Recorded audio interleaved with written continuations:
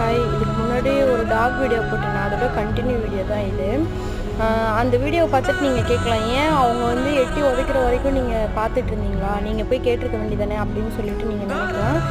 என்னால் ஏன் கேட்க முடியலன்னா, நான் வந்து ரோட்டுக்கு இந்த சைடு இருக்கேன், அவங்க ரோட்டுக்கு அந்த பக்கம் இருந்தாங்க. என்னால் ரோடு கிராஸ் பண்ணி என்னால் போய் கேட்க முடியல. நான் போகட்டே அவர் போயிருப்பார், நான் அங்கே போய் அவரை கேட்குற மாதிரி இருந்தாலுமே கூட ஃபுல்லாக டிராஃபிக்காக இருந்துச்சு. அதுவும் இல்லாமல் நான் சுற்றி அந்த டிவைடரை கிட்ட போய் சுற்றி நான் அவர்கிட்ட கேட்க போகட்டியும் அவர் கண்டிப்பாக போயிடுவார். அதனால் என்னால் நின்று பார்க்க மட்டும்தான் முடிஞ்சிச்சு.